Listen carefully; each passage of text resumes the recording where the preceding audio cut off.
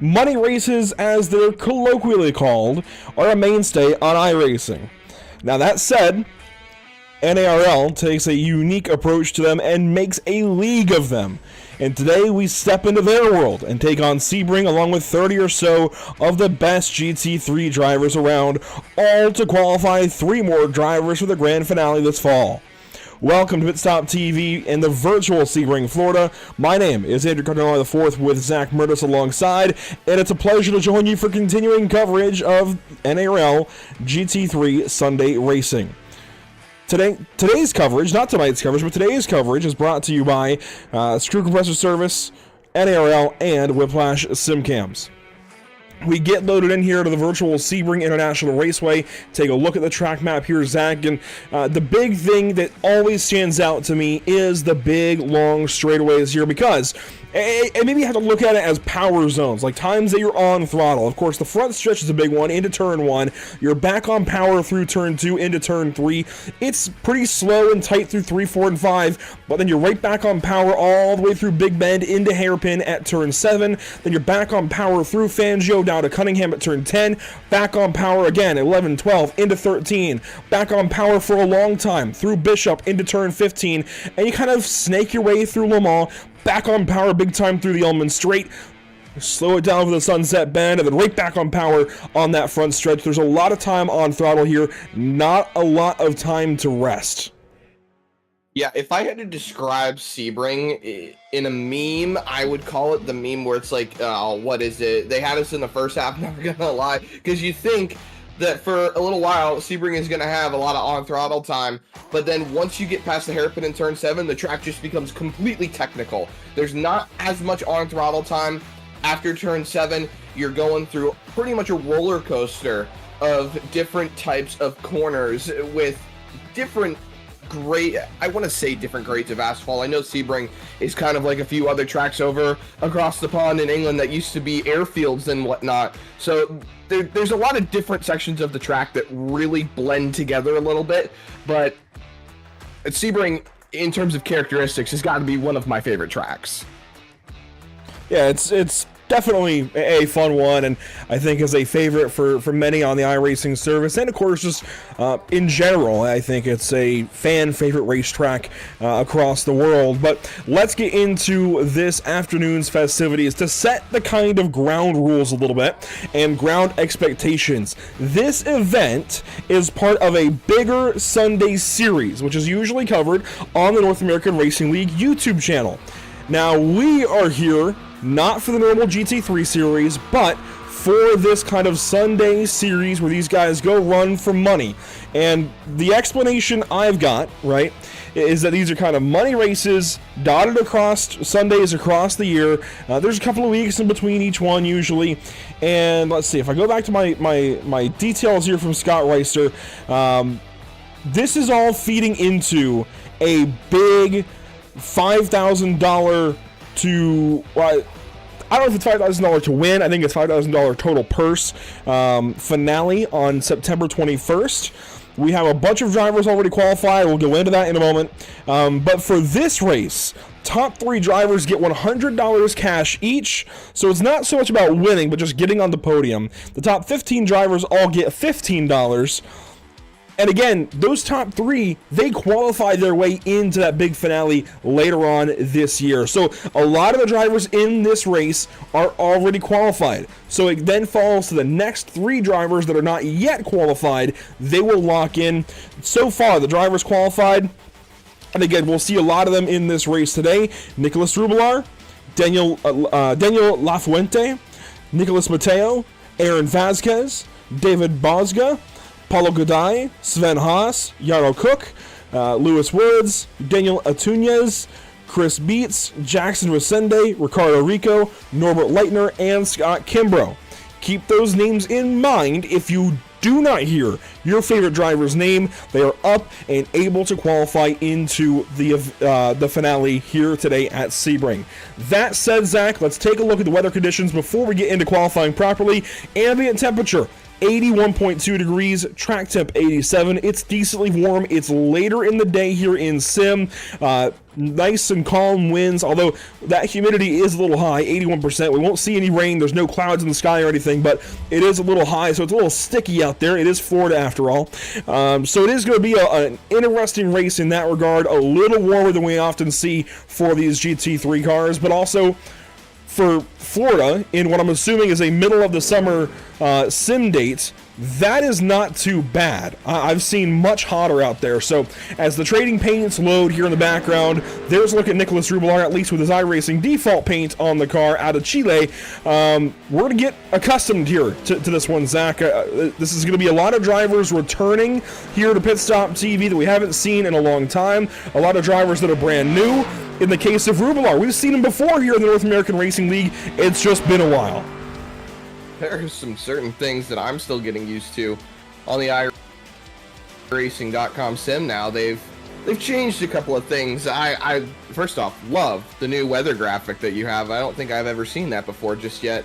And then I was making a comment about it before we went live about how iRacing.com changed their flag denomination. You know, most of the time, like if you were from the United States, like you and I are, we would have North Carolina flags. Now we have United States flags. So it's so different still, just kind of adjusting everything. But you know, it plays a lot better in for something like GT3 racing, because you can see there are a lot of different drivers from different denominations here on the iRacing sim. Saw a lot of Spain at the top end of the field. Rubelar, of course, out of Chile. Here's Ricardo Delgado out of Puerto Rico. Victor Miranda, good to see him back out here. He is out of Brazil. Jackson Resende, also out of Brazil. Love those. I think they're teammates again. Yes, they are, it looks like. So Miranda and Resende, both teammates, it looks like, in their Mustangs. Scott Kimbrough, of course, out of the United States. Scott Reister as well. I think Lucas Souza, yep, as well. Miguel Colon out of Puerto Rico as well. Scott Angela out of Australia. Aldo Secklin out of Peru. I'm glad we're getting some use there for that graphic. Devin Jenkins out of Canada. Roberto Peniche out of Mexico. Anthony Wayand out of the U.S. Caleb Bacon also out of the U.S. Armando Bejeron from just iRacing. Now that's one of the default graphics there, so we may not have his country represented yet in our graphics. I guess you could tell me where he's claiming in the iRacing.com sim, Zach. Well, that's the interesting thing. So the tricky part right now is that apparently there are certain denominations at the moment that are not affiliated. So there are a couple of drivers on here that currently say non-affiliated. I can confirm Armando Bejeron is not one of them. He is represented by the Dominican Republic. That'll do it. So we'll say as well, for that graphic in particular, there are some drivers that do choose unaffiliated. They can do that if they choose, but our default one is iRacing. We just haven't gotten around to making every single flag graphic just yet. But look at Ricardo Rico here in a Mercedes, high up on the speed charts, and in fact just went faster. Is not going to go faster than Nicholas Rubelar here in qualifying, but did just solidify himself even more in second place there for Drago Racing. Daniel Lafuente is closest in third, Yarno Cook in fourth, Nicholas Mateo, a pro driver here from P1 Docks, it looks like, in fifth, Victor Miranda sixth, Yannick Steinhoff seventh, and of course we'll go down the full grid here shortly. Here's a look at Scott Angelo. Miguel Colon coming across the line to complete his lap in a McLaren, and he will go ninth. So a big jump up for Mr. Colon. He jumps into the top 10 here. Now, Miguel Colon, he very well could lock himself into that special event later on in September, Zach. He is not yet qualified, it looks like. And this is something we'll go over as the day goes on, kind of who's qualified and who isn't, and try to keep everybody abreast of that situation, because there isn't like a delineation in the sim of who's qualified and who isn't. I wish they had like an asterisk after names just to show that. Maybe Scott can work on that for future rounds to help those guys out. But that would actually be really cool, because that would tell you right away who's in and who isn't, but we'll try and keep you all aware of who is and is not yet qualified. I also like about this, I'm pretty sure these guys can run any car they want each round, whereas in the normal GT3 championship we cover on Thursdays, they are locked in with their car choice from round 1 through round 8. These guys, I believe, can move around as the season goes. That said, Zach, it looks like we're about ready to go racing. Drivers are headed to the virtual grid, and yes, there we go. The iRacing.com safety car is in pit lane, or I guess on the front straightaway in this case, and ready to pick up the field. So let's go down the Lucky Performance starting grid, and on pole. And on the front row, it's 1551, 1551. Nicholas Rubelar on the left side, Ricardo Rico on the right side. That is your front row here for this next round of Sunday Cash Racing in the North American Racing League. Daniel Lafuente already qualified for the big race in September. He'll start from third alongside Yarno Cook. Starting from the fifth spot, Nicholas Mateo and Victor Miranda from sixth. Back in row 4, Yannick Steinhoff and Chris Beats. Miguel Colon will start from 9th, Jackson Rosende from 10th.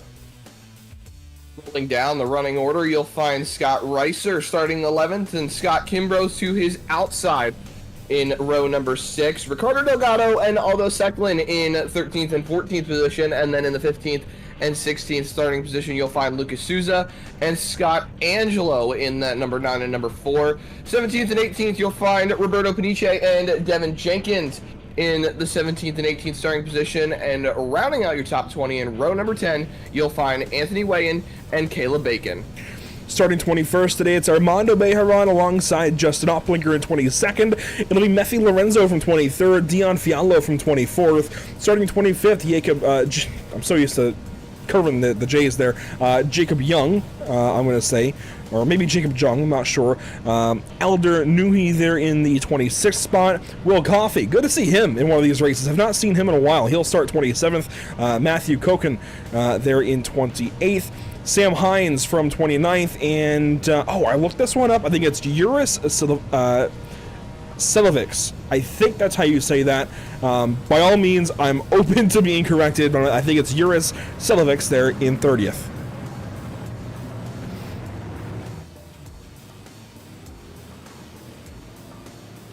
Five more cars on the grid. Chow Trin there in 31st. Sherful Luisi in 32nd. Then Vlad Jakobsen in 33rd. Dylan Flynn in 34th. And Eric Bolton back in the 35th spot. Let's take a look at your Whiplash SimCam's race details for this event. This is a 60-minute practice and 10-minute qualifying race. Those already happened. Then an 80-minute race coming up next. That is an hour and 20 minutes. Fixed setups, 55% fuel, with the top 3 qualifying for the special event in September. Of course, those will be the top 3 drivers not already qualified for that event. I'll run back through them quickly.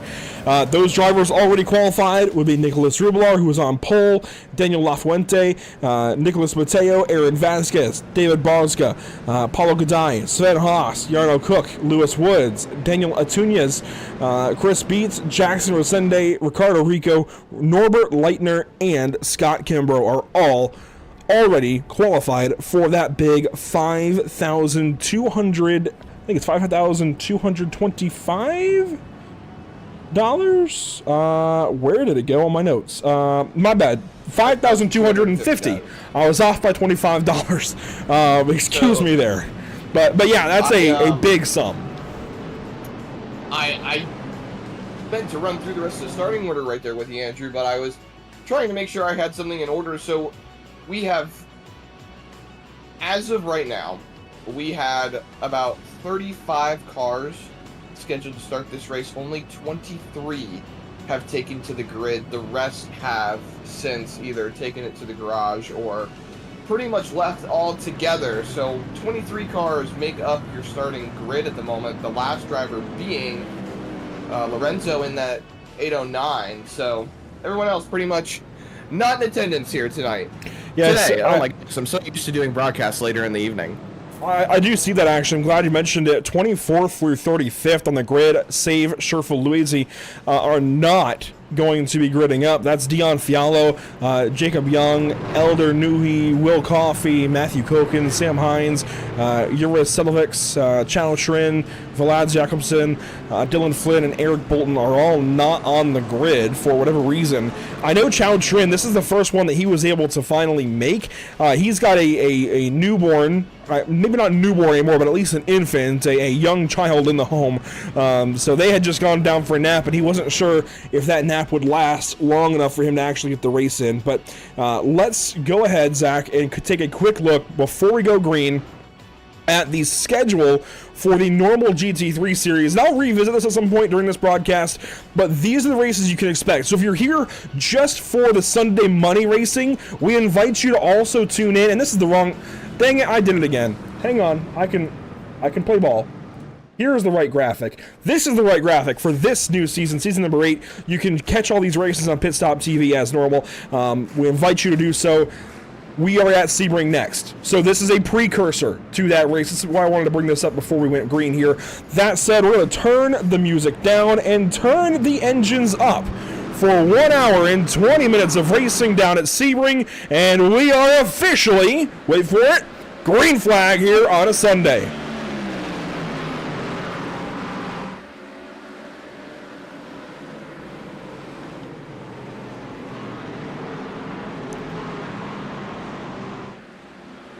A little bit of contact in the back. That's Resende around out of turn number 1 through turn 2 into turn 3. Another goes sideways. That's going to be, it looks like, Daniel Lafuente.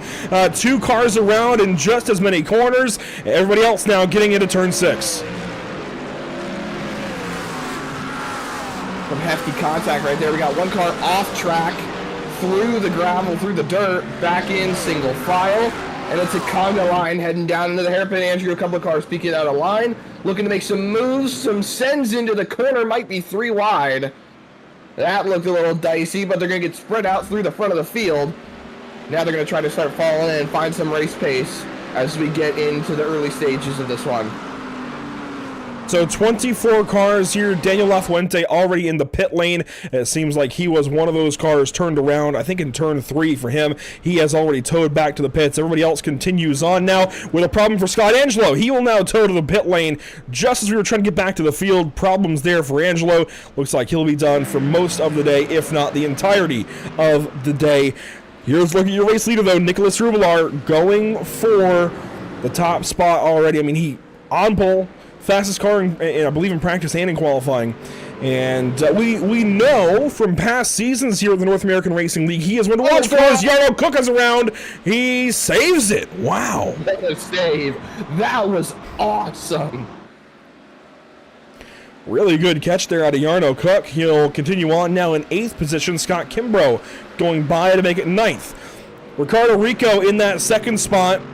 It's an interesting little combination out front that we have 2, 3, 4 front engine cars leading this field 1 lap in as Ricardo Delgado comes to a slow pace through Sunset Bend.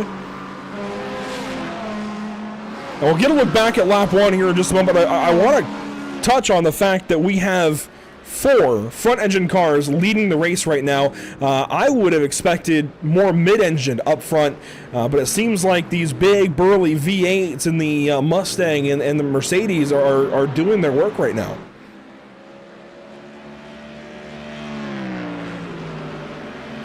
Honestly, didn't expect to have so many front engines at the front of the field. I won't lie in that regard. There are times where it gets a little confusing because I've been told that there's different metas in the iRacing sim of what cars are better to use and what cars are not so good to use. But, you know, at the same time, the realism factor plays in that it's all about preference with what you like and what you want to use in your race. And, you know, it's nice to see that as soon as we started getting the Mustang here on the iRacing.com sim, that a lot more people started using it and it started becoming a little bit more of the meta at the moment. So it's nice to see a lot of them up at the front at the moment. It is good to see a couple of Mustangs out front. 3, in fact, in the top 4. But let's go back and see what happened there on lap number 1. I think we're due to do so. So let's go back to the beginning of this race. This is down into Sunset Bend. You're looking at the front row of the field. And this is going to start with Jackson Resende in turn 1. He's also in a Mustang here today. There he is, kind of center of your screen. Number 18. And he has a decent little spin down in turn 1. So we'll watch here through the start of the race.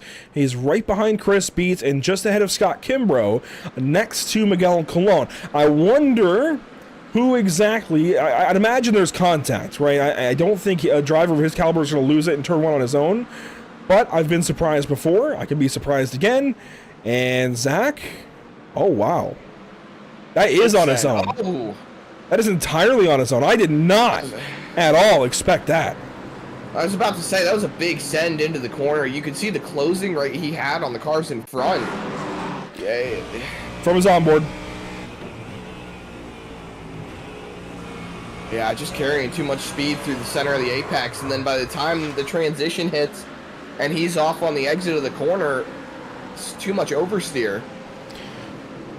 Yeah, that's why they say respect the bumps here at Sebring. There's a whole hashtag for it every time IMSA goes here. Whoa, big move there out of the 14. So that was Nicholas Mateo, pro license on him, on Daniel Lafuente.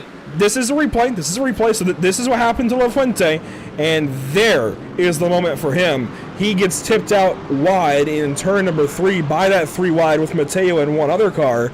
I want to get that one more time. Replay or not, you got to admit, that's some intense racing. It is, and so that number 7 on the left side, that is going to be, actually not sure, Yarno Cook. So he goes around later, but that is Lafuente getting sent off the racetrack, as now there's a problem for Nicholas Mateo, and he has towed back to the pit lane. Let's see what happened quickly to Angelo a little bit later on. And then we'll have to go recap what just happened to Nicholas Mateo. There's a lot going on here early. Here is... Wow, that was some decent contact for Angelo. He's going to get tipped again maybe here in the hairpin. And sure enough, got hit. That's the 83 of Roberto Paniche. And Angelo, I think, just decided from there that he had had enough. Yeah, his left rear wasn't even driving the car anymore. So that's the reason for the tow for him. Now let's catch up to what just happened to Nicholas Mateo. He is on the pit lane. Whoa, hello.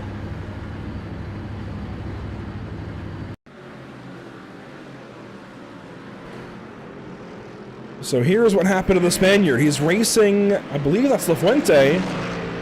Lafuente's a lap down. Don't tell me. Oh, there's no place for that.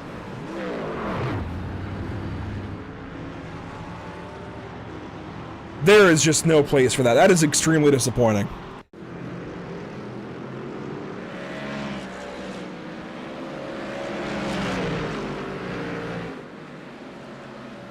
Oh my goodness.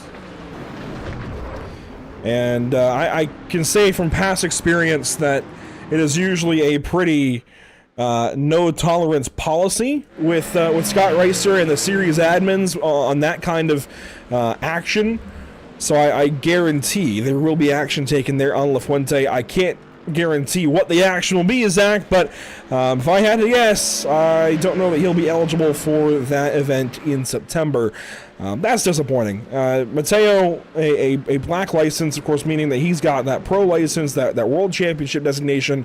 Would have been fun to see him go toe-to-toe with everybody for the entirety of today's race, but unfortunately he is now out of this one and likely done for the day. But out front, we do still have 2 Mustangs in the top 3. Nicholas Rubilar and Victor Miranda. Resende has had problems a little bit later on, so he is back in the pit lane here, and it looks like he is likely done for the afternoon. You just hate to see it. Caleb Bacon also off the racetrack. Otherwise, it seems like we've got some decent racing across the racetrack. This is back to the battle for kind of 12th on back, 12th through 16th. This is Ricardo Delgado chasing down Justin Opplinger currently.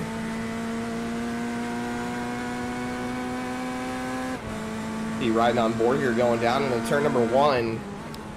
Big send going into the corner, running right up against the wall. Loses a little bit on exit, but this is where the technical sections start to come into play, and you can really start to close in on that car in front. A little loose in front. Opplinger gets that car straight. Delgado might have a rundown going into hairpin. Here towards turn number 7. There we go. That will show a decent group here. Anthony Wayand is that black and green car just ahead by a couple of spots. That white, blue, and black Mercedes, that's Opplinger. So it's a trio of cars now headed through the Fangio Triangle in through turn 9 into Cunningham at turn 10. Opplinger actually got very close to Wayand there into turn 10, but just far enough back. You've also got Devin Jenkins ahead in that pink and blue Porsche. Armando Bejerman is closely up the road. Lucas Souza as well in the neighborhood as they run through the back end of the circuit now. I do really like these overhead views at certain times. Because while they're zoomed out and you don't get quite as much detail on the cars, Zach, you can see a lot more. You can see moves like that from Ricardo Delgado, shoving it up underneath Justin Opplinger as they approach turn 15. They get it sorted out now and down the Ullman straight. Let's see, does Delgado set up for a move here in Sunset?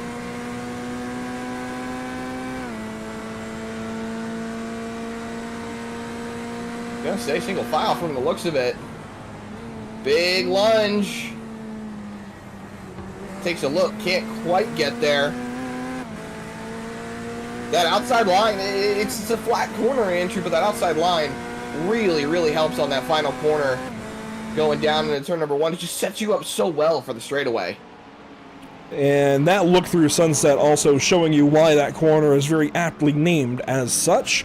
We are racing into the night here in today's race at the virtual Sebring International Raceway. Green flag around 7 o'clock, I believe, in sim.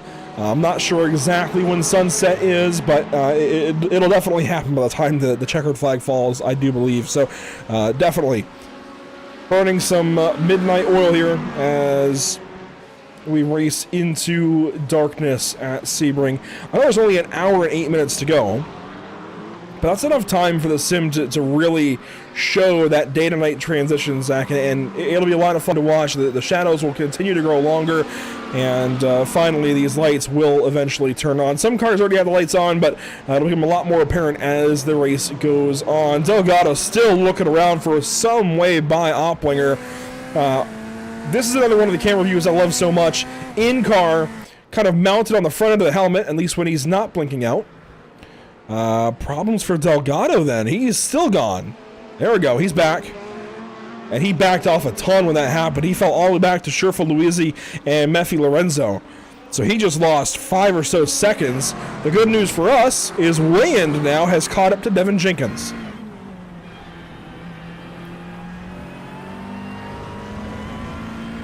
And so let's go to that view here on Anthony Wayand. Down the Ullman straight. This is a driver's eye POV, Zach, mounted on the front end of the helmet. This shows you the wheel, the hands, the dash, the mirrors. This is a really good look as to what the driver sees.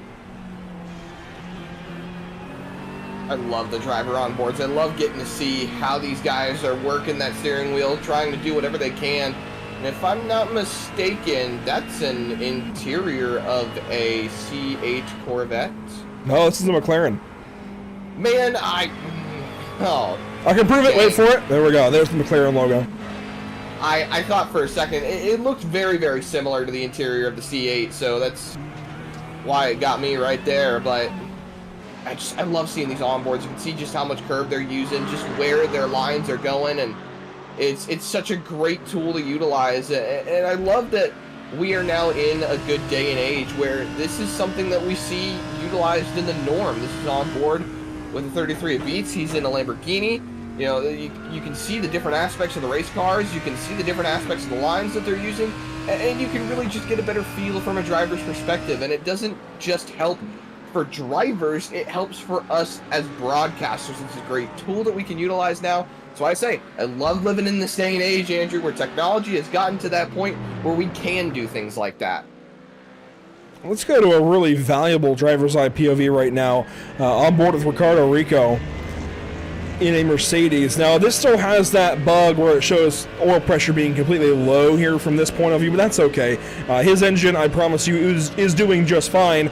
But as we ride on board here with Ricardo, he is just a couple of tenths off of Nicholas Rubilar. These guys are very close to the dash of brake there from Rubilar through the center of the corner, back on power, all the way out to that wall. Got to use every bit of turn 17 there to get back on the front straightaway with as much speed as possible. I love how much these guys are pushing the issue up here. And, you know, a lot of times, this is not at all any kind of drag on what we see on Thursdays with the North American Racing League, but a lot of times in the normal GT3 championship, because of the nature of the race, you don't see them completely go full out. You do not see them completely run at their max. I truly believe these guys, they might not be right at their max, Zach, but they are close. This is a pretty much straight up two-stop race, 55% fuel for an hour and 20 minutes. That 55% is only going to get you to about 33 to 35 minutes of racing, depending on how much fuel you save. So multiply that by 2, you're not getting to that full hour and 20 minutes. You will need to pit a second time at some point. I think these guys are going much closer to wide open, full tilt than what we see on an average Thursday with the North American Racing League. And it's just the nature of the two kinds of races. This race is designed, I think, for some of this. This is to showcase these drivers' skill, whereas on Tuesdays, there's a few more things brought in, fuel mileage and whatnot, class racing, that kind of thing. This is just straight up, go out there and run what you can.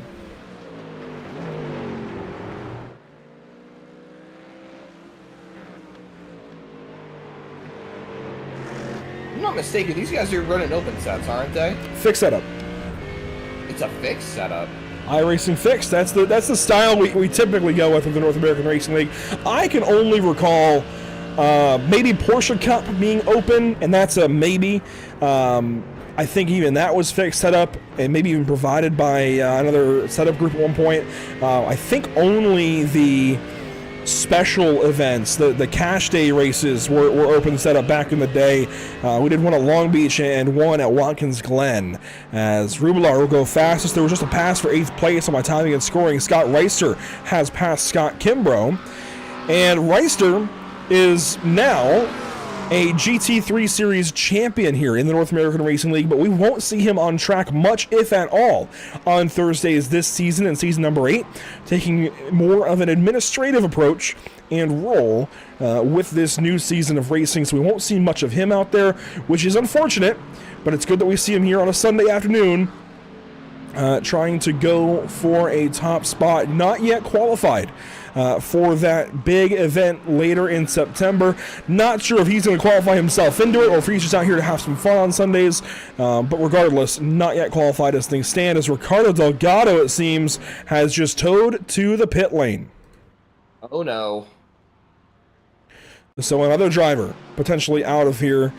Let's see what happened to him, if it was a choice or if it was a mistake or what went on. This is from high above. Watch that, number 10. I think the only Corvette in the field. This is down to turn 1. Dives to the inside of the 3 car of Jenkins and then just, I think, pulls off.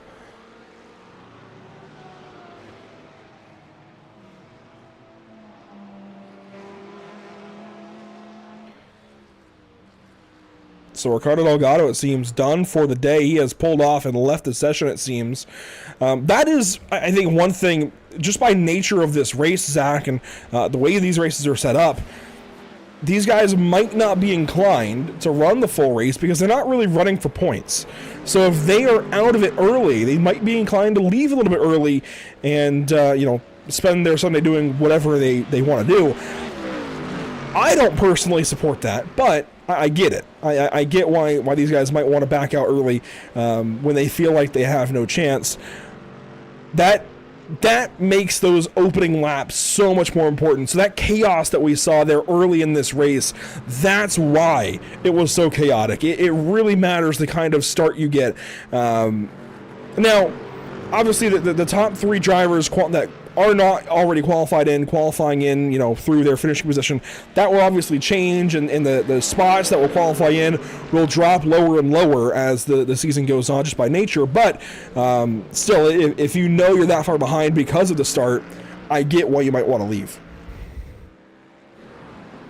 Understandable. And, you know, I've always talked about how when it comes to road racing, it's a totally different discipline. So, you know, when you start going laps down or you fall too behind from the leader, it's almost a kiss of death. You know, you just can't recover from it. You have to get your lap back the hard way. It takes a real driver's driver, for lack of a better terminology, to really get a lap back and then get back around, contend for the lead. You know, in a sense, you pretty much have to be Max Verstappen when it comes down to something like that, but it's part of the discipline. It's part of the racing etiquette. You have to just be in that competitive mindset. You have to be able to go out there, qualify good, and if you don't qualify good, you really have to race good, because if you lose too much ground or you spend too long fighting, you just lose more and more time, and it's not going to be beneficial for you. What is beneficial for Jarno Cook right now is his positioning here into Sunset Bend. He's just gone by Yannick Steinhoff, and Steinhoff is one of the best drivers on any given Thursday right now in the North American Racing League. So to see him just get passed up with ease by Jarno Cook, I think that tells you exactly how good these drivers at the front of the field truly are. Jarno making that one look easy there in turn 17. On board now with Yannick Steinhoff. Touch of the grass right there on the right side tires. Builds character. Talk about building character. The top 2 have not gotten further than a second apart from each other this entire run so far. I mean, I know we're only about half an hour into this, but they've been separated by about 0.7 of a second the entire time. You know, we look on board here, these 2 fighting at the moment, this is for 4th and 5th. They're only separated by about 0.5 of a second, which is, at the moment, about the margin between the first and second place cars. I mean, top 2 are separated just by 0.6 of a second at the moment. And then it's further 6 seconds back to Victor Miranda. So you can tell just how on rails these top 2 are at the moment. And this is fixed setup. I think that needs to be drilled home. These guys are not on their comfortable, you know, tuned setups from their teams. These are fixed setup races. These guys are on the iRacing fixed setup, even not even the high downforce or anything like that. There's the iRacing fixed set. So they are really just left to their own devices, and this is a good example of driver skill and maybe car strengths, even strengths and downfalls with each car in these kinds of races. That's why I like them so much. I still very much like open setup racing on road, but in this case, it really shows you the expertise of the driver, as Rubilar has gapped Ricardo Rico by about 0.7 now and goes faster yet at a 1:58.925.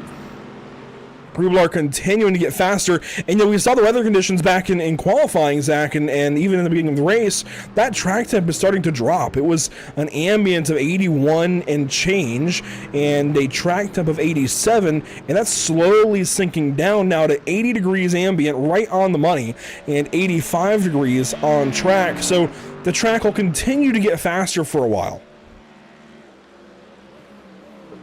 That should mean we'll start to see lap times drop down a little bit more. Might see some purple laps as we go on throughout the entirety of the race, and I think we'll start seeing those after the first fuel stop then, and then maybe after the second fuel stop, because it should be a 2-stop race.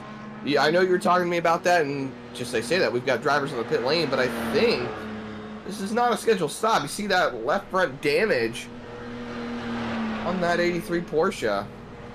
He's rolling through the pit lane. Yeah, this actually seems to be a penalty. Now, I don't know if this is an admin given penalty or if he reached too many incidents. But this seems like a penalty for Paniche. Can't see the incident counter on here, so I'm not sure. Yeah, unfortunately, iRacing doesn't transmit live incident counts, but a penalty of some sort there for Roberto Paniche. Now, we do have several cars out of the race, as we've well documented throughout the course of this race. But Sky Angelo, one driver that I thought was done, is back out there. And looking at the drivers qualified, he's not yet on that list. So maybe this is a last-ditch effort, just in case other things happen, for him to try and qualify in to that main event in September. Gotta respect it.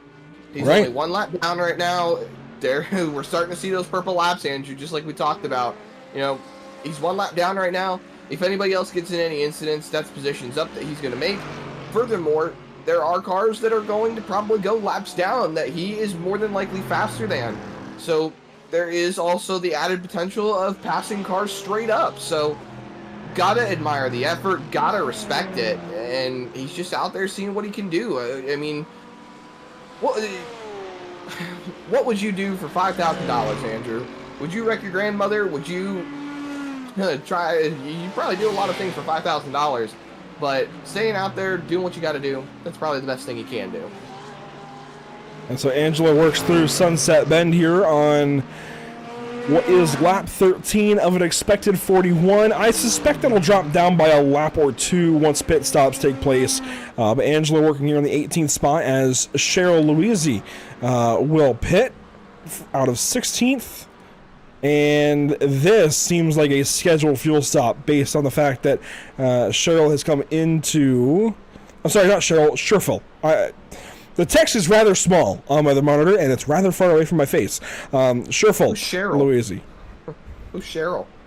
Well, there's a town nearby to me called Cheryl's Ford, and I think you can see the connection there. So Roberto Paniche has come back into the pit lane, this time into his box. Sherfill leaves after 24 seconds of service, and here's Roberto taking tires. Sherfill did not.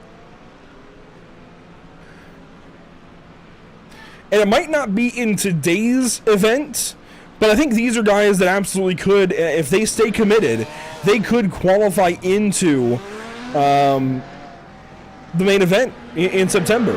The race they're all trying to get into for that big sum of cash. I think we could see guys like Sherfill and Roberto potentially qualify in by just trying to outlast others. So we might be talking about these guys in September when that comes around, going for that big sum of cash, even though they might not have the pace of the pro guys out front. They can be present in that race, Zach, and we never know what could happen at that point. Quite frankly, anything can happen with the kind of drivers we have. We saw anything happen literally earlier on in this race. I think that proves we could see some of those drivers have a physical, legitimate chance at that big sum of cash in September. Absolutely. This is through Fangio now for our race leaders, Nicholas Rubelar and Ricardo Rico. I don't recall exactly who's got what championships now. We've done 8 seasons of racing in GT3, I think 3 seasons of racing in Porsche Cup, so there's been a lot of championships for me to try and remember in the North American Racing League, but I believe each of these drivers at least have wins, if not also championships to their name in the North American Racing League. The iRacing, or the iRating allowances for the GT3 Championship have changed a little bit, and these drivers have kind of gone beyond that. But these were once 2 of the best drivers in the North American Racing League, and it's good to see them back here on Pit Stop TV. And Zach, you were talking about it. They have not been more than about 6-7 tenths apart the entire race. I'm excited to see what happens after the pit stop. And they're teammates, so I wonder if they'll pit at the same time, or if they're going to have different strategies, considering they are in different cars. Well, they're a lot closer together than they have been. Oh, and look at that. Wow. It is. They're pitting together. Ask and you shall receive.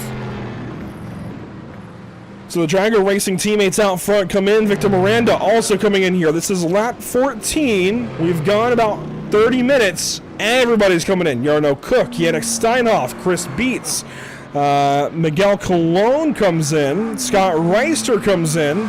Scott Kimbrough will stay out on the racetrack. There he goes. Aldo Secklin will also pit. So out of your top 10, 9 cars pitted, 1 did not.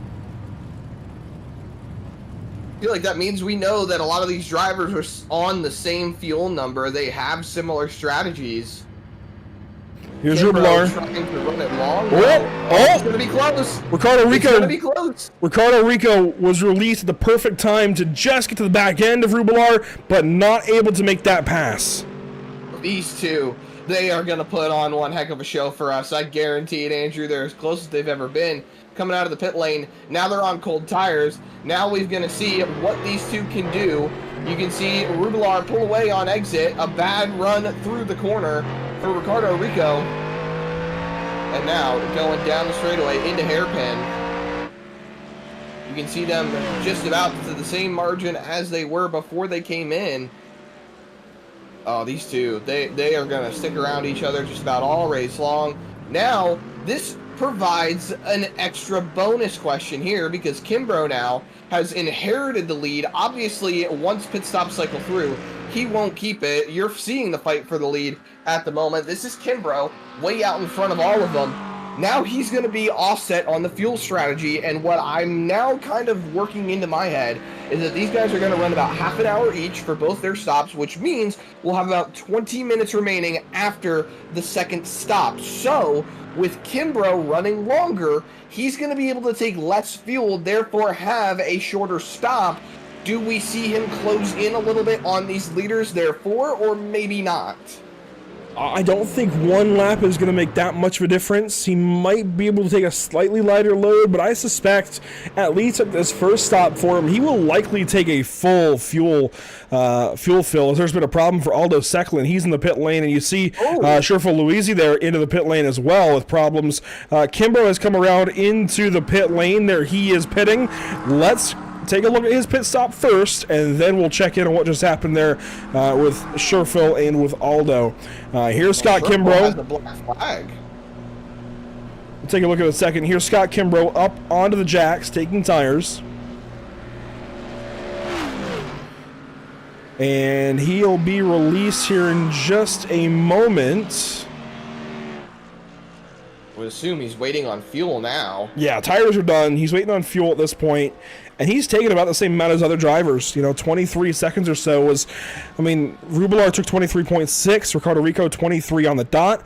So this is actually a longer stop, if anything, 24.35. So, yeah, I think he's filling up now, and will try to take the shorter stop later in the race. He will be released right behind, a little ways behind Chris Beets, and just ahead of Miguel Colon. Now, we saw that brief little moment of the tow for Aldo Secklin, and something happening with Sherfo Luisi. Here's Aldo Secklin's issue. We've also seen Aldo, I believe, in past North American Racing League seasons. This is down in the middle portion of the circuit, just out of Fangio and turn 9, and he just pulls off. And that was it. Now, Sherfo Luisi at the exact same time came into the pit lane. Look at that left front or left rear tire. Yeah. Taking a fast fix on that race car. It happens down here in Sunset. Watch this. Over the bumps. Boom. Oh, wow, what a hit. That was heavy. Well, at least the conveniency worked out for him. He was right there by the pit lane. The ability to quickly get in there and get that damage taken care of, minimize the time lost. This is a really strange, really strange impact, but a big one, a big impact there for Luisi. Can't tell if he just missed his braking zone or too much roll speed through the corner. I know the line is usually to run high and cut the late apex through Sunset, but that was hefty. Watch the slow-mo, boom, hit the wall really hard, broke the left rear. Obviously went for that spin. Oh, I'm getting PTSD. Yeah, that's a big impact there for Luisi. Sherfo Sherful comes into the pit lane, takes the repairs, and is just headed back out on the racetrack. That is right there out of Sunset Bend, so that's a full outlap now for car 25. Back towards the front, Ricardo Rico still right on the back bumper of Nicholas Rubilar, and I suspect these two will be inseparable the rest of this race and then come down to the end for the actual race win. Now, per the notes I was handed by Scott Reister, the top three all get the same payout, so it really comes down to bragging rights between these two. Their teammates, I would imagine, Zach, they'd probably wait until the very end to actually get super racy. They're probably just going to try and keep putting time between themselves and Yannick Steinhoff, who's now third, and just try to race later.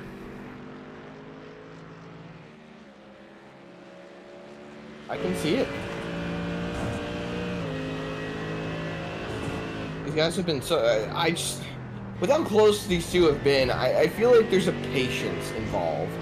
With the fact that Ricardo Rico has pretty much set purple lap after purple lap over the last, 10, 15 minutes throughout the stint. So, there's definitely the idea that Ricardo Rico has a bit better of a race car right now, but he's being more so patient with Rubilar. So, I think as we get down to maybe like the last 10, 15 minutes, I think is when you're going to start seeing these guys probably start fighting a little bit more. Maybe the last 8 to 10 minutes, realistically speaking. We'll see exactly how this race plays out. 17 cars still running. As we ride on board here with Ricardo Rico, working through turn number 3, and you can see that sun has gotten much lower in the sky, and some areas of the track are pretty well shaded at this point, and the sky is getting darker and darker, more of those sunset colors popping out. Gonna be exciting as this race goes on into a little bit of darkness. It might not be as dark as I initially thought, but it's still gonna get pretty dark out there. Well, I was gonna make a Lightning McQueen joke. Race cars don't need headlights because the track is always lit, but these cars do have headlights and the track is not lit. Well, parts of the track are lit. The bridge at turn 6, that's lit up. Most of the paddock is lit up. But otherwise, yeah, it gets pretty dark out there. I actually took some laps myself in preparation for this event a couple of days ago. It was in the Mustang. It was actually with the high downforce sprint setup, so I would have thought it would add a little more grip. And I can attest, because something caught my eye. When Nicholas Rubilar went back on track, even he had trouble getting that car to point around turn 7, the hairpin. It is difficult to get this big old Mustang to turn around the tighter corners of this racetrack. Even with the higher downforce setups, it is really difficult to get it to bite for a couple of laps. It just does not have that grip up front. It's a great car. I love driving it, but man, for a couple of laps there, it takes a second to come into its own. And of course, these guys are also coming to grips with the new iRacing GT3 update. Brand new tires were added to these cars. So a big change there as to how you actually warm the tires up and maintain them over the course of a race. But that said, it still is pretty darn difficult to get the tires up to the temperature you want. There's a battle for third shaping up, Zach, as we see, I think the sim just turned all the cars' lights on, actually, and the reflectors are now starting to pop up. But yeah, I think we just officially hit what the sim considers nighttime. But for third place, Yannick Steinhoff has got Jarno Cook just behind. I mean, they're within a second of one another. Hey, the nighttime is the right time to party, as these guys are going to start fighting a little bit more than just the track. They're fighting the daylight hours.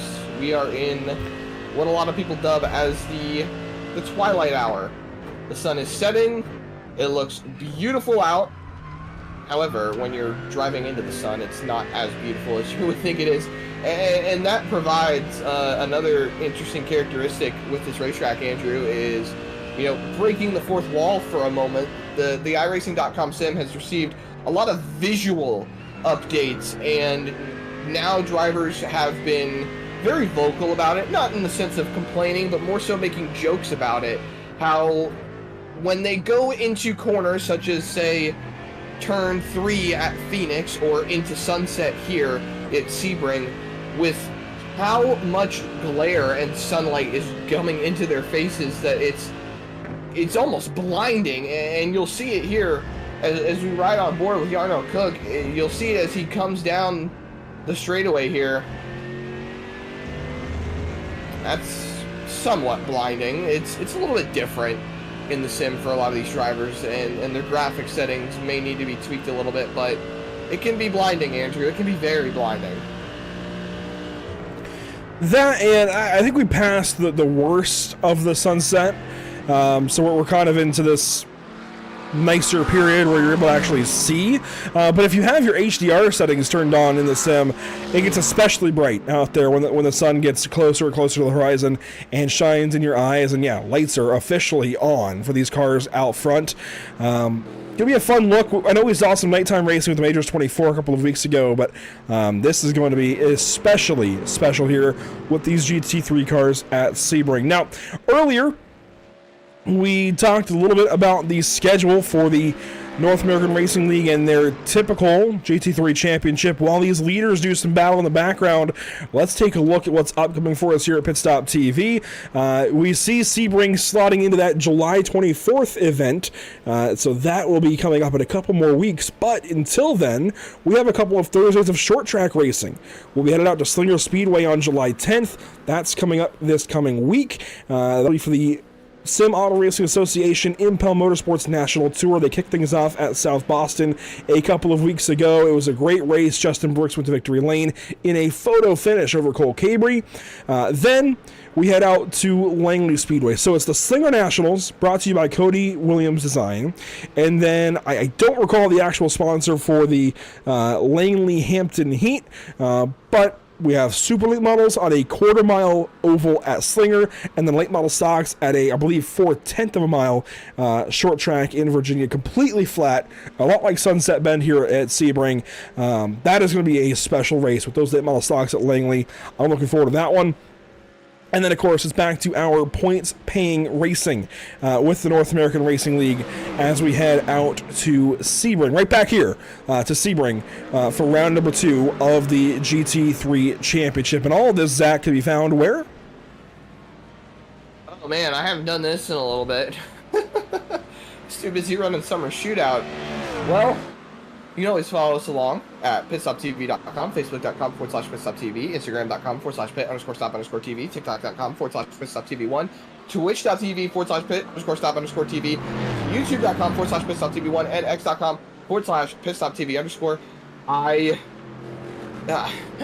I'm trying to beat my record there for a minute because Andrew added a TikTok account for Pitstop TV. So, added social media there. You can follow along with all of the great stuff going on here at Pitstop TV.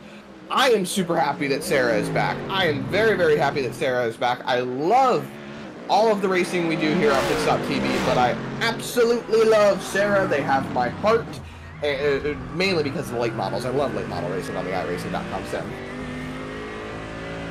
Fair enough. I'm glad to have both these series back, kind of sharing Thursday here through the summer and fall of 2025. We'll be flipping back and forth between late model racing and GT3 racing. Two really special categories to me, and it should be a lot of fun as we continue on through the rest of this year. This is a battle for third spot.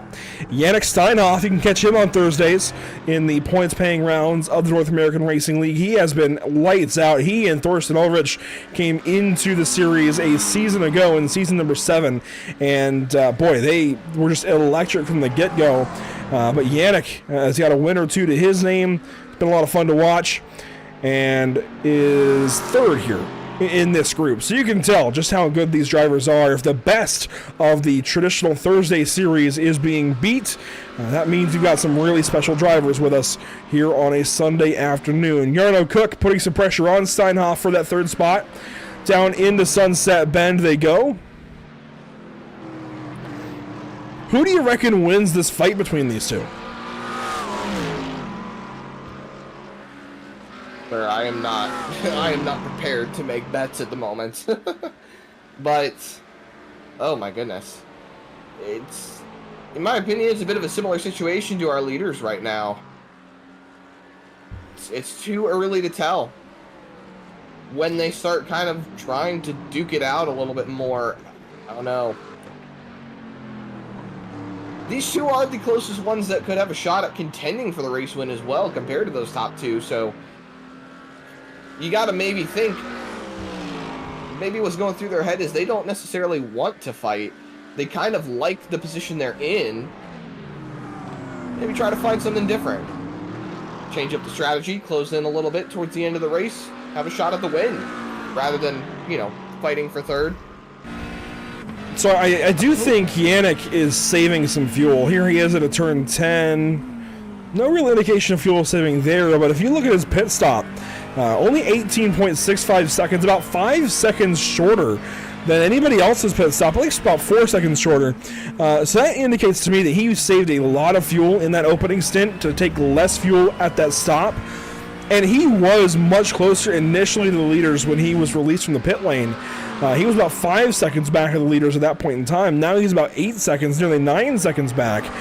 So I'm not sure what's happened to this Impulse Racing driver, but he has fallen off just a little bit as this run has gone on. And of course, Jarno Cook putting a lot of pressure on him. That could be part of it. I'm not really sure, but let's see. Let's take the nose camera here. Jarno has a look. A battle here down to Sunset. And a pass made by Jarno Cook. Do we see a crossover? Doesn't look like it. Did he tap the wall there, or were that sparks coming off the bottom of the race car?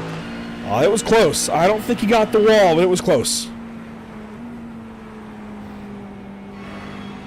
You can see just how much time they lost. They were sitting about 8 seconds behind the leader, the two of them, Steinhoff and Cook. Now they're a further 9 seconds back from the leader. Grabbing a little bit of curb right there. They're still going to stay close together. We got another move right here on the front straightaway. Two McLarens going at it. Down.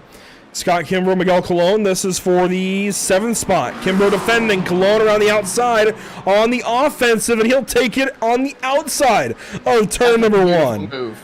That is a beautiful move. Scott Reister sitting right behind him, waiting in the wind to see if he can't pick up 2 spots. But this has been some beautiful racing that we've seen out of the 2 McLarens. Now going down the straightaway, going down into hairpin. They're all giving each other about an equal separation. Doesn't look like we're going to be close enough to see a lunge going into hairpin. But you can just see the closing distance. Look at how much Reister closes in on the back bumper of Kimbrough. No. Can I say bumper in GT3 racing, or do I have to say diffuser? That's still a bumper. I'm still used to stock car racing, and you know, usually when I hear other commentators making mentions, they always say diffuser, not bumper, and I'm just so used to saying bumper. It's the asphalt oval driver in me. Well, Reister here is picturing that front bumper going past the number 21 of Scott Kimbrough here at some point. Kimbrough now holds on to 8th spot, Reister in 9th as we ride on board with Scott Reister out of Texas. These two ahead are not done, I don't think. Kimbrough might have another look here at Cologne before the lap is done. They work down the back straightaway now. Going into Sunset. No move yet, but this is what I was just making a mention of, setting him up. Set him up through Sunset. Try to take it around the inside or the outside going into turn 1. Pretty close together. Might try to make a setup. I sound like a broken record, but hey, sometimes you gotta sound that way when you're talking about what's going on the racetrack. No setup going into turn 1. They're going to be pretty patient with each other. And we're about 12 to 10 minutes away from seeing our second round of pit stops, Andrew. So now it's time to start thinking about how that strategy is going to play into the remaining factors of this race. You know, we talked about it. The margin is about stay out for about half an hour before you can run it dry. So I would assume that a lot of these drivers are going to take less fuel in the end portion. And we've already talked about Scott Kimbrough and the fact of him taking a lot lesser fuel compared to the rest of the other drivers. because he took a longer stop in his first stop. Well, not even that. He of course went that extra lap. So Kimbrough might be able to take a little bit less fuel. We will see. We are about 4, maybe 5 laps away from these guys having to pit. Now the pit window really is open from this point on. So it'll be open for probably 10, 12 minutes for these guys to pit, get fuel, and make it to the end of the race. Now, I know we always hark on them being able to take less fuel at certain times and whatnot. They know how much fuel they need to have to go to the end, as Ricardo Rico goes fastest, a 1:58.768. There's Angelo working out of the pit lane. Scott Angelo, that is. He has made his second stop, it looks like. But these guys, they just need to have a certain amount of fuel in the car at a certain point to go to the end. They're all looking for a pretty similar number. Now, they might have a little more from saving and be able to take a little bit less. They might need to add a little more. Regardless, that they're looking for the same amount of fuel, roughly, to go to the end. We'll see how they get to that point. Again, 30 minutes to go. We're in that window, I'd say pretty safely. I'm pretty sure Scott Angelo can go to the end of the stop he just made, so the pit lane should be opening up this next time by, really, for everybody, if they want to pit earlier, which they can do. They can pit earlier and still add to whatever number they need to hit, or they can wait less, and I guess the advantage there really is only that they would be running longer on less fuel. Does that make sense? They're running a lighter car right now. They can run 10 more minutes on that lighter car and then add some fuel, whereas if they add fuel now, it'll be about the same amount they add. They still need that same amount to go to the end, so they're adding about the same amount of gas, but if they do that now, they have a heavier car down these long straightaways. So we'll see what these drivers opt for as Rubilar lights up that Corvette. That is going to be Meffy Lorenzo, who we have not yet talked about today. But Lorenzo moves over and lets the leaders go by.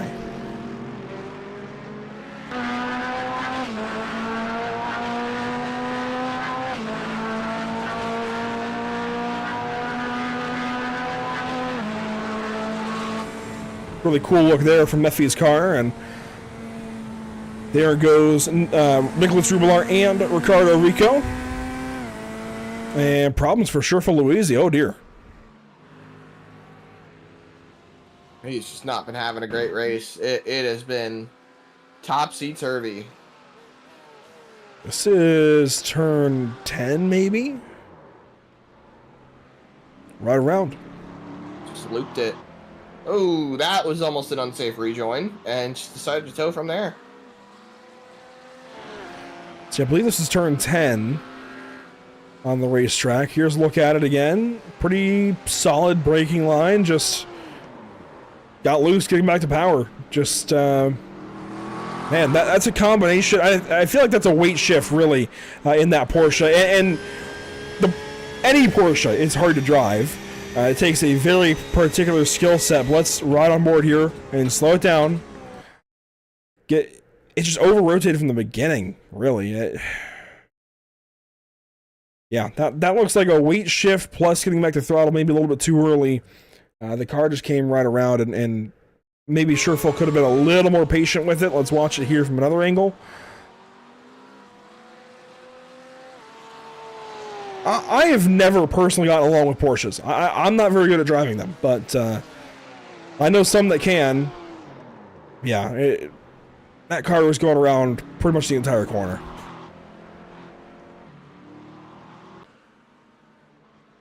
One other driver we haven't really talked about yet today is a particular blue and white Porsche sitting back here in 11th spot, Armando Bejeron. We haven't seen much of Armando lately in the North American Racing League, but good to see Armando out here. Haven't talked much about him. We'll go through some of the field. Why don't we do that? Scott Angelo runs back here in the 16th spot out of Australia. Matthew Lorenzo there in that Corvette right behind out of the iRacing flag. As Yannick Steinhoff will pit out of Germany. And this, Zach, is a good opportunity to see exactly how much time one of these cars is expected to take on the pit lane. So Steinhoff comes in. I don't think he's going to take tires. No, he's not up on the jack. So this should be a fuel only. Shouldn't take too long. 10 seconds, 11, 12. And he's the first of the leaders to pit. It'll be 19.6 seconds. Still a lengthy stop for fuel. It's definitely a lengthy stop for fuel. The thing that's very concerning to me at the moment is just not taking tires. I would assume that if you're going to be on the jack for a little while, or at least waiting on fuel, that tires would be a good move. Maybe they think there's just not enough time to put heat in the tires with this final run up on the way. I don't know. You're spending less time on the jack than you are waiting on fuel, so I would assume if you're going to get tires on before the fuel's done, just take the tires. I have a couple of ideas. He might have been right on the edge of it being short enough to make the tires take longer, or what have you. So it might have been that close there. Maybe he just erred on the side of caution to not end up waiting on tires. But you also kind of hit a point where maybe they don't want to go back out on cold tires. They did take tires earlier. Most of, if not the entire field, took tires at the first stop. So the tires are up to temperature still. Keep those tires on. I mean, GT3 tires are usually tested for at least an hour, right? A full fuel run is usually about 55 to 60 minutes. And sometimes, in past tire builds, we used to double stint GT3 tires and run them for 2 hours. Now, I don't think you can do that anymore, but they're still relatively durable tire compounds. They can take an hour of usage and still be fast. So we'll see if maybe that works out for Yannick Steinhoff. No time having to come back up to temperature with cold tires. Those tires can still be decently quick, especially as the track cools down, which we haven't looked at in a while. Track temp down to 83 degrees, ambient temperature down to 78.9, and the humidity continues to climb, so it's getting stickier and stickier out there. So I think there's a couple of reasons why he might not have taken tires.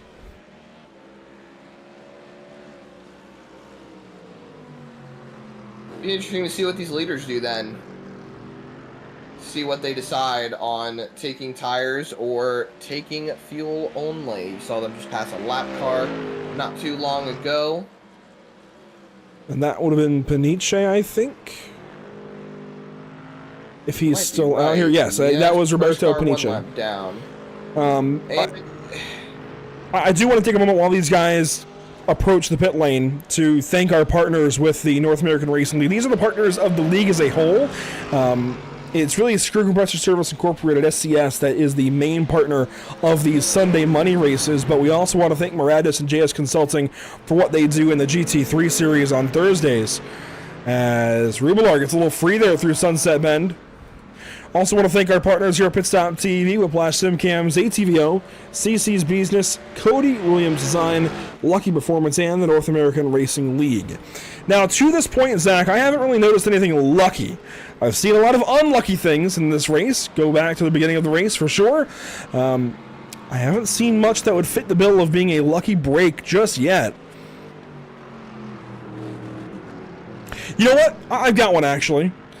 I will say that our leader, Nicholas Rubelar, was actually relatively lucky that his teammate didn't manage to get through him there at the first pit stop. And we'll see if that continues to be lucky for Nicholas, or if maybe it comes back to bite him with Ricardo sitting behind him, able to make a move later in this race. But for right now, that's the only thing I can really peg as kind of a lucky break of the day, that Nicholas is able to hold on to the lead for the time being and stay out front. While we talk about that, Chris Beats is into the pit lane, Zach, and that Lamborghini Huracan has just finished service, 18.3 seconds in the box. Bit of a shorter stop than what we saw earlier on from some of the other drivers. So that could play into a bit of an account there. There you see him on a Bejaran. He is into the pit lane as well. Be interesting to see if he takes tires as well, or if he goes fuel only. Not seeing that car go up on the jack, so it looks like these drivers have elected to start running with the fuel-only strat. And I gotta say, I feel like the reason that they're not doing it, or taking tires that is because they feel like the tires are just not going to come up to temperature in these last 20 minutes, which is understandable. But he did spend, look at that, 21.3 seconds in the box, Andrew. That is a bit of a longer stop, as we now see Jenkins into the pit lane in that number 3 Porsche.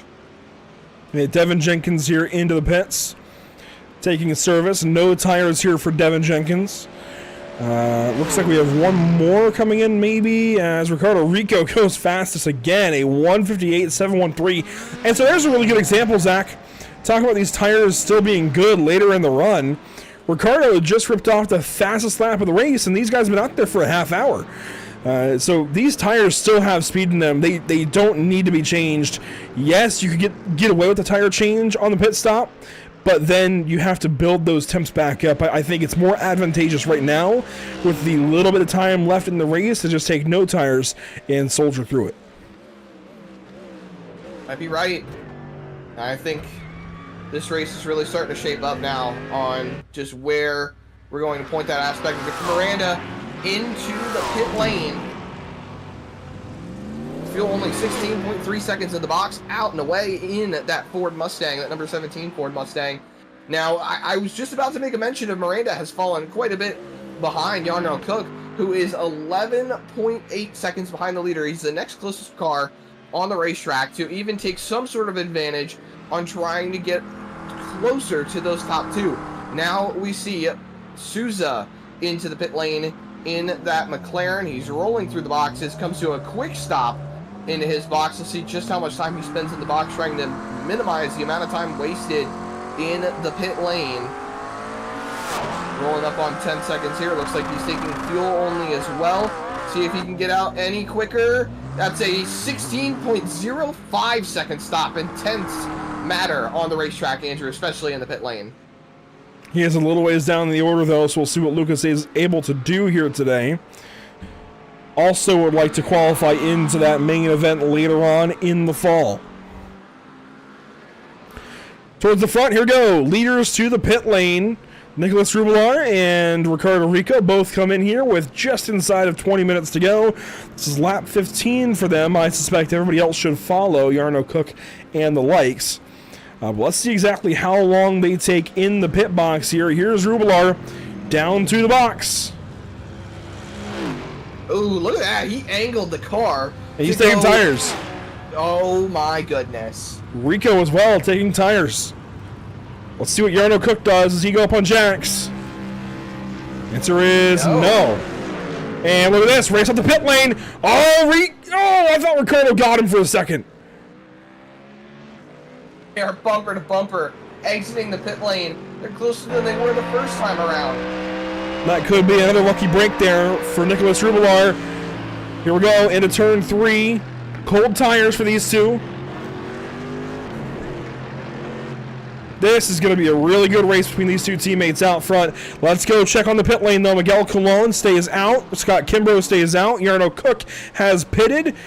16.5 seconds for him. Victor Miranda, 16.4 seconds. Yannick Steinhoff pitted 4 laps ago. Chris Beets pitted a couple of laps ago, 18.3 seconds. And Scott Reister now is working out of the pit lane, a stop of 16.22 seconds there for him. Back to those two leaders. Here they go.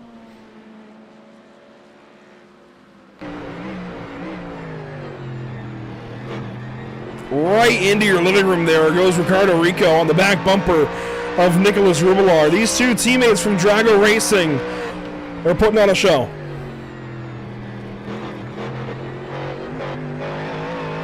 Oh, way off! Rubilar just went way off the racetrack there at a tower.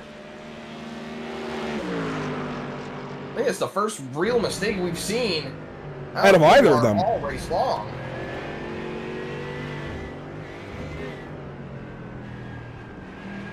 Back on board for Ricardo Rico. Whoa, he's a little sideways. Way free there out of Le Mans. Hangs on to the race car, and that's going to pretty much end any run he has at Sunset this lap, Zach. But just wait, 17 minutes to go between these two. The sun has set. We're into nighttime racing now. The race is on. I love that angle. I think in those final 10 minutes is when you're going to see these guys really starting to get into the nitty-gritty. Really turn that fight up a lot more. Here come Miguel and Kimbrough. Miguel Colon and Scott Kimbrough.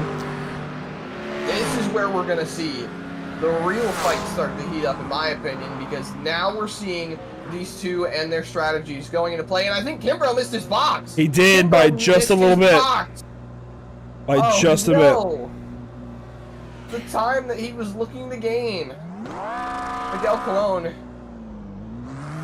15 seconds in the box. Kimbrough only 13.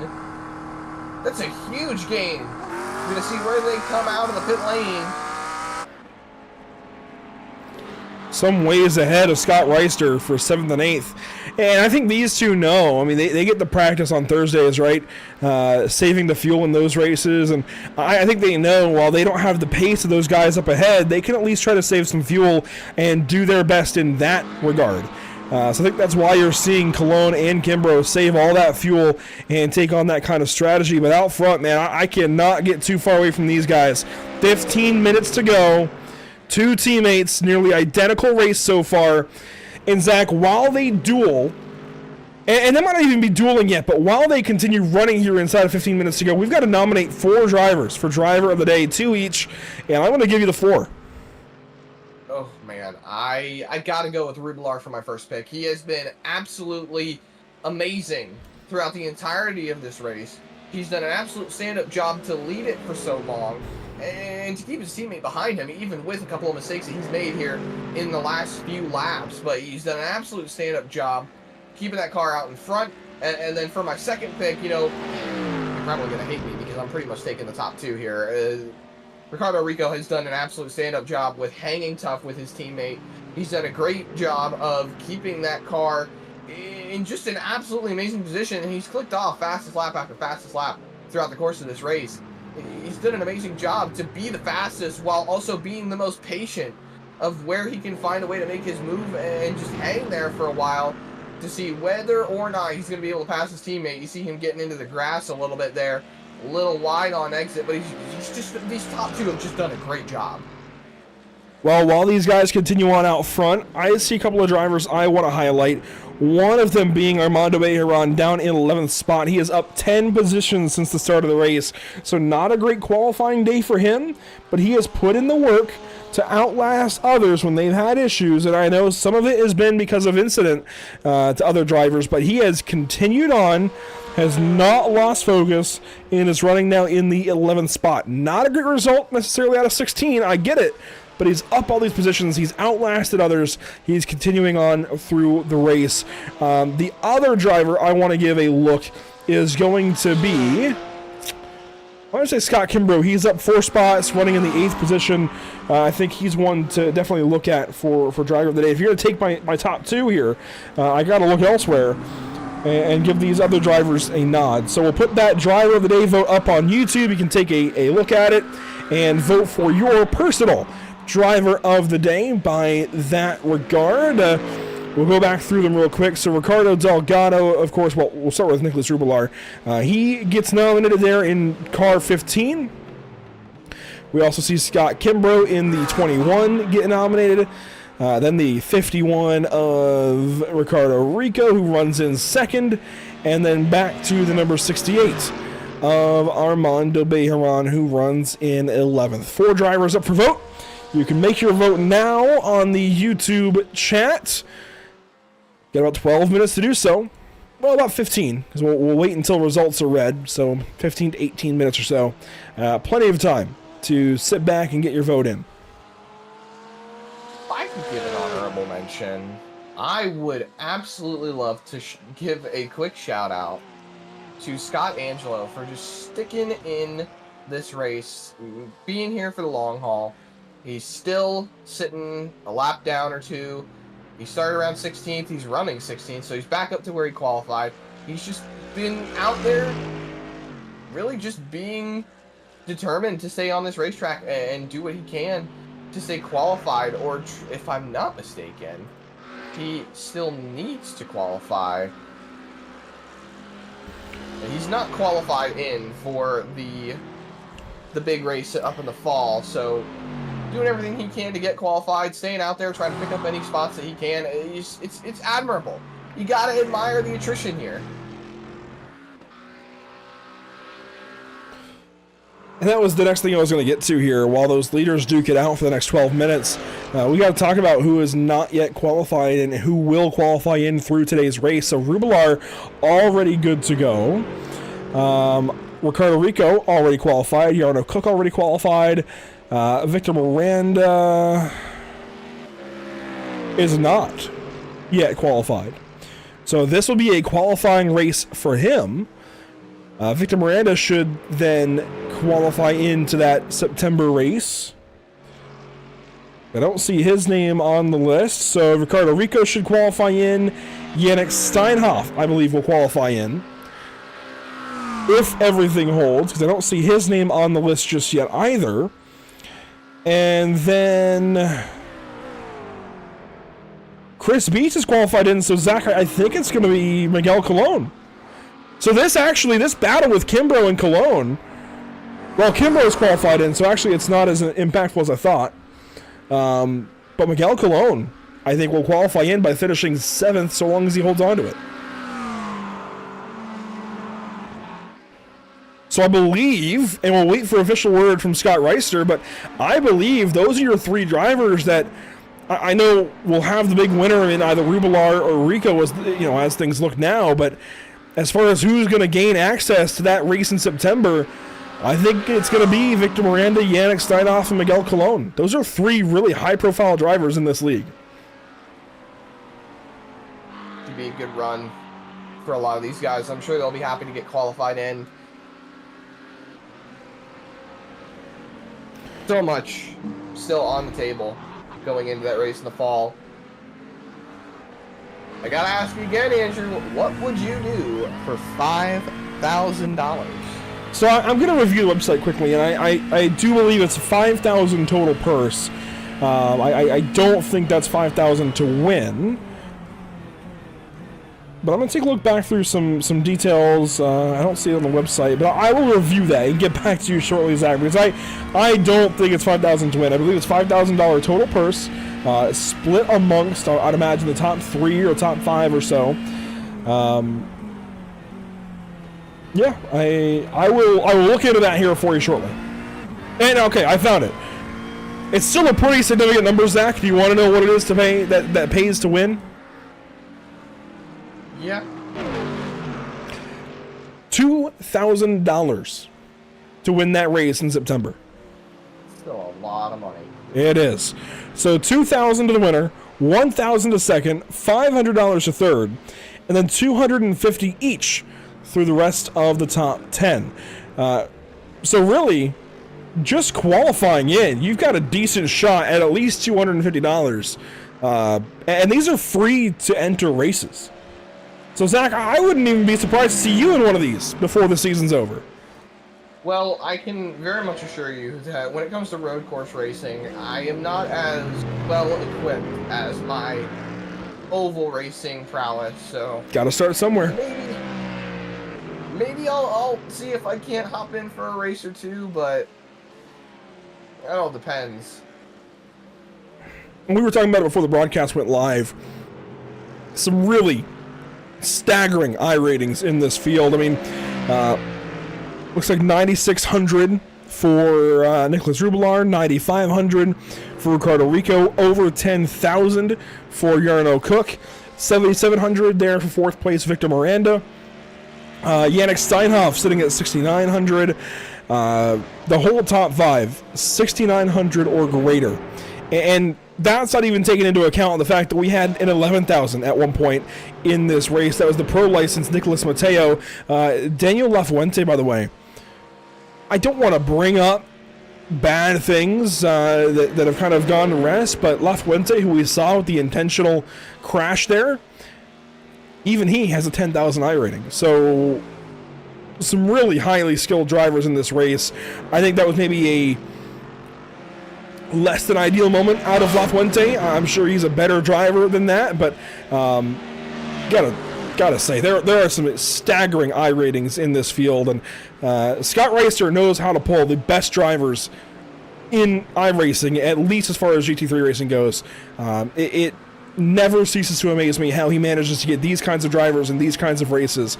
I really do believe if you're not racing officials and you're looking for the next best thing and the next best place to race, it would be the North American Racing League.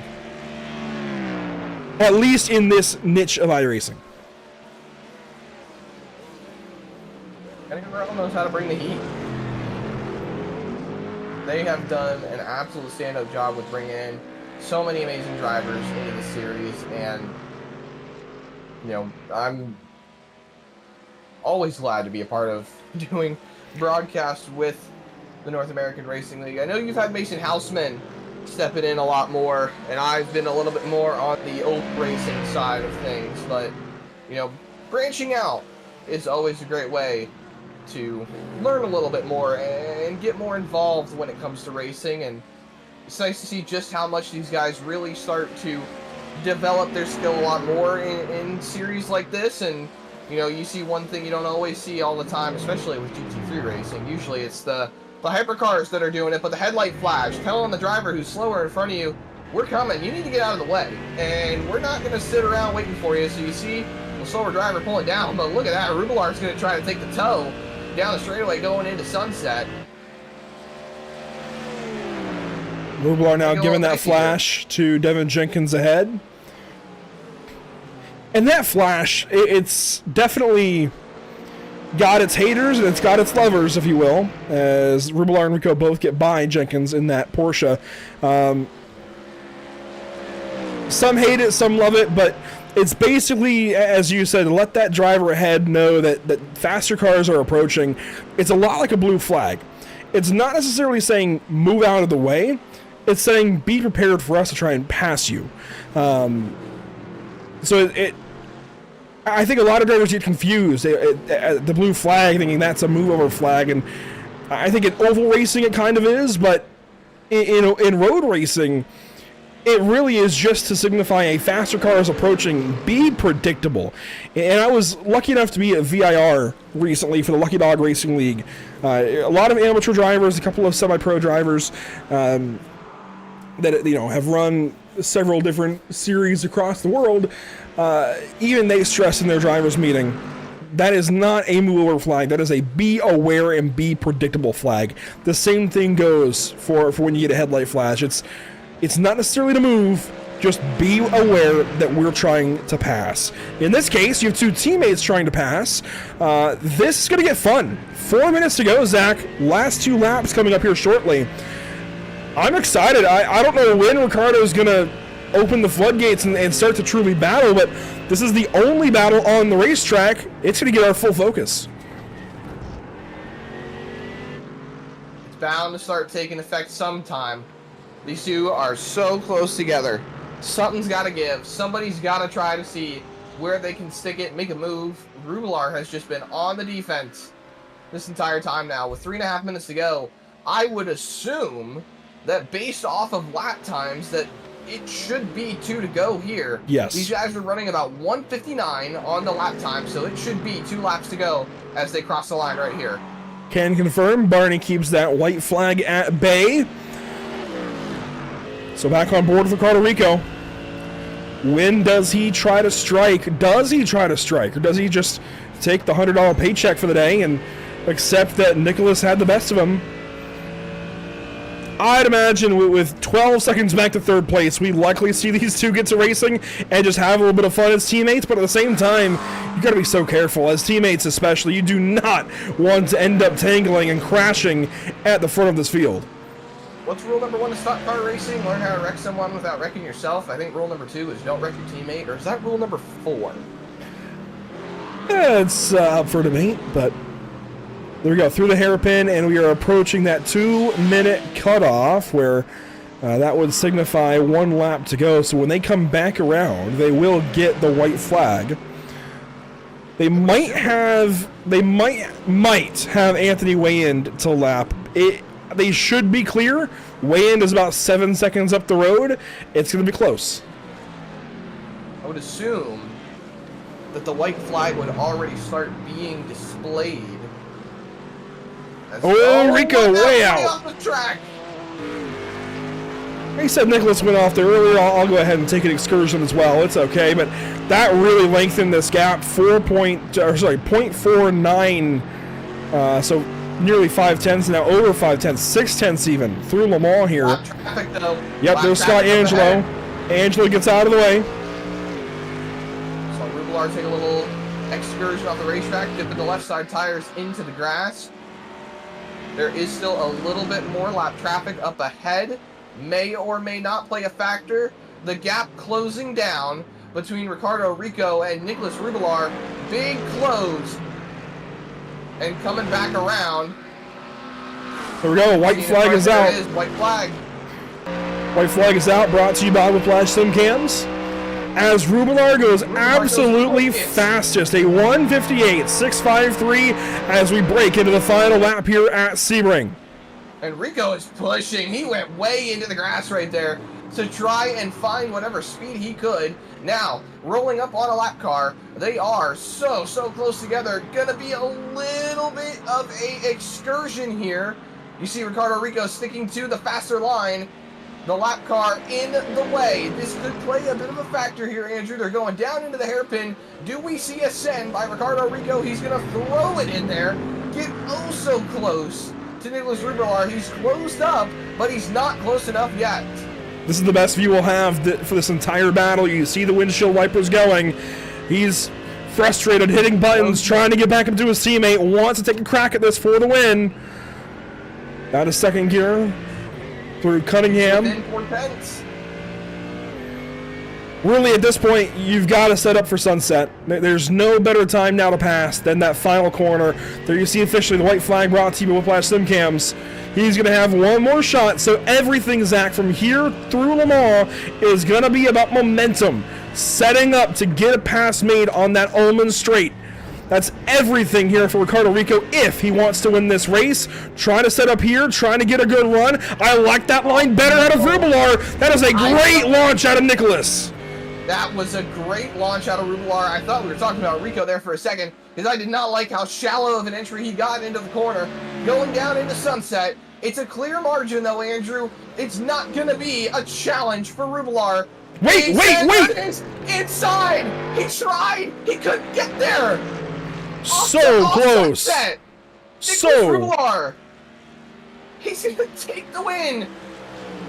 What a absolute thriller! A big send out of Rico. He tried everything he can. It was a good fight, Andrew. You got to give it to him. It was an incredible fight between teammates. And a lot of respect. So close between these two drivers there at Sunset Bend.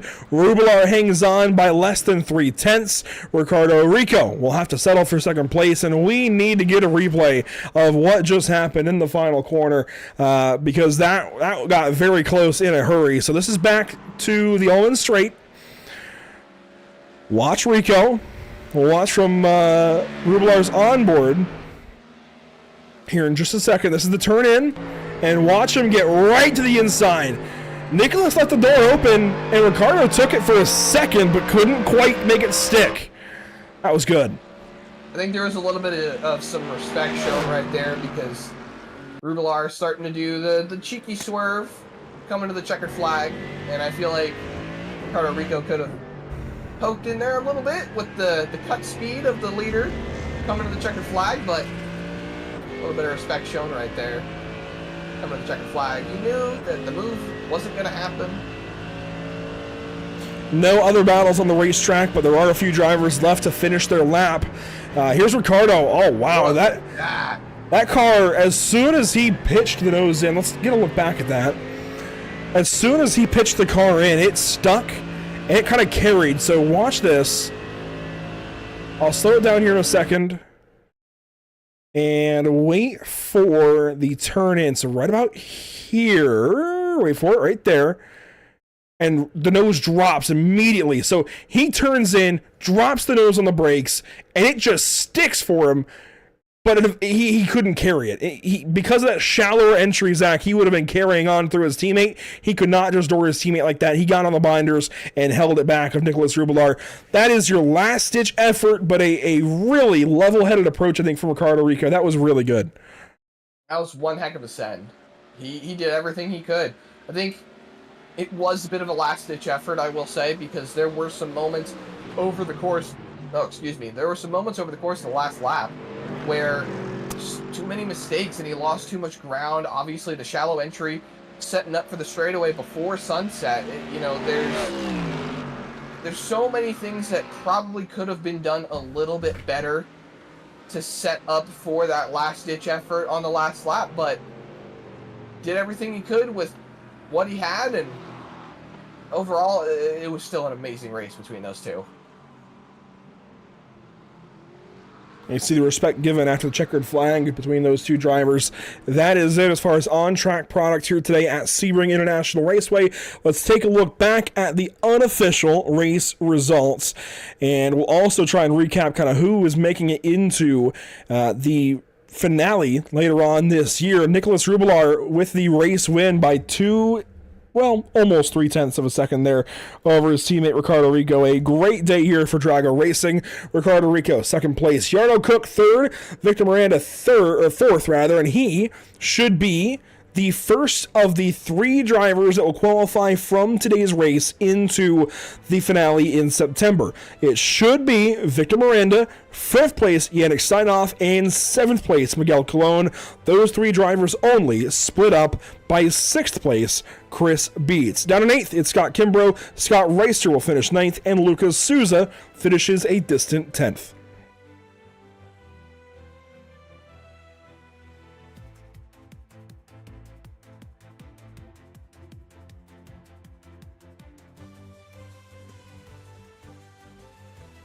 Oh, excuse me. Little technicals. Technical issue on my side, but Amarno Bejaran rounds out in the 11th position. Last car on the lead lap. Anthony Wyhan ends up 12th, and Devin Jenkins in the 13th spot. Roberto Peniche ends up 1 lap down as well. He ends up 14th. Mafia Lorenzo ends up 1 lap down as well in the 15th position. He's the last car 1 lap down. The first car 2 laps down is going to end up being Scott Angelo. You saw him getting put a lap down there. Or another lap down, that is, there at the end when the leaders were getting on with their fight. Sherful Halusi, he ends up 17 laps. At the end of it, finishes 17th position as well, although Secklin ends up 25 laps down in the 18th position. Justin Opplinger is 31 laps down with Ricardo Delgado in the 20th position, right behind that 19th finisher of Justin Opplinger, and that is 32 laps down for Delgado. So a lot of drivers dropping out towards the end there, and I believe we had about 16 runners at the end of that race. I believe 16 cars left at the end, down through Scott Angelo, the 4 there at the back end of the top 20, no longer running at the end. Nicholas Mateo credited with 21st spot, Caleb Bacon credited with 22nd, Jackson Rosende credited with 23rd, Daniel Lafuente is credited still with 24th spot. Unsure what action, if any action, will be taken there on driver 55. Then a bunch of drivers that did not start the race. We'll just let you look at the names there from Matthew Koken on down through Eric Bolton that did not start today's race. Now, that is the nature as well of this being a hosted race, Zach. It's not in the league sessions as usual. It's a hosted race for these guys, so that is part of the nature, right? Some of the guys might not be able to fully commit, so you see some drivers there that did not make the start of the race. We do have at least Nicholas Rubelar waiting for an interview. So the Drago Racing driver that goes to victory lane today here on a Sunday. Nicholas, it's so good to see you back at a North American Racing League event. It's been a while since we've seen your name here on Pit Stop TV. Congratulations, first off, but were you scared at all that Ricardo was going to get the best of you there at the end? Well, actually, it was super intense race because, well, it was all part of strategy, you know, because we were had to like fuel save and treat our tires well. And at the end, on the very last lap, it really caught me off guard. I saw him like growing bigger and bigger on my mirror, and but he wasn't close enough, so I managed to stay in front, and that was good.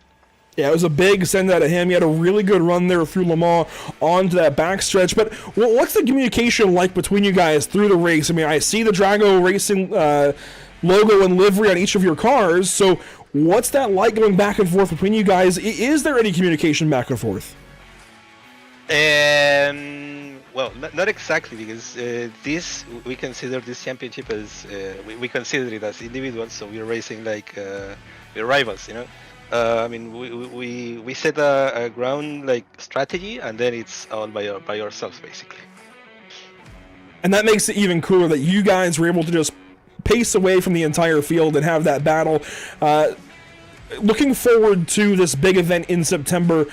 I don't think we know the track yet. I can check the website, but how excited are you to go for $2,000 for whoever wins that one? I mean, racing for a prize pool this big, it's always super. It's gonna be super intense. Okay, there's a lot of pressure building up, especially with this Dio tire model. So we have a lot of work to do. But yeah, I mean, it's great to have these kind of competitions, and I'm looking very forward to it. Well, Nicholas, it's good to catch up with you. It's been a long time since we've seen you here on the channel. Congratulations, and hopefully we're talking to you again soon. I hope so, but ciao, guys. Thank you. Nicholas Rubilar there with the win here today at Sebring International Raceway. I'll move on down and grab second place Ricardo Rico, who, of course, is a teammate to Nicholas Rubilar. But it sounds like after talking with Nicholas there, Ricardo, you guys don't do much conversation. So were you trying to surprise him there at the end of that last-ditch move in Sunset? Yes, I was, but you know, I had to be really careful, and no, we were not having conversation at all, because since we were competing against each other, at some point we just mute ourselves, and we were just, you know, competing. I was trying my best to get close to him and to attack, but you know, it's not the same when you are attacking your teammate than when you're attacking every other person in the world, right? You take it safely, you take it easy, you don't want to crash, and we both were short on tracks. But, oh my god, I was trying my best, yes.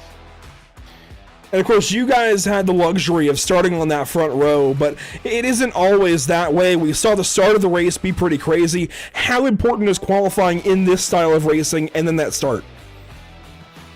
I mean, qualifying is always important, but it's even more important in this kind of tracks, you know? Because in this track, the draft gives you the ability to save a bit of fuel, but it's not enough to pass no one, right? You need to have a big advantage of pace, and if not, you will just cook your fronts, and you can't do much, right?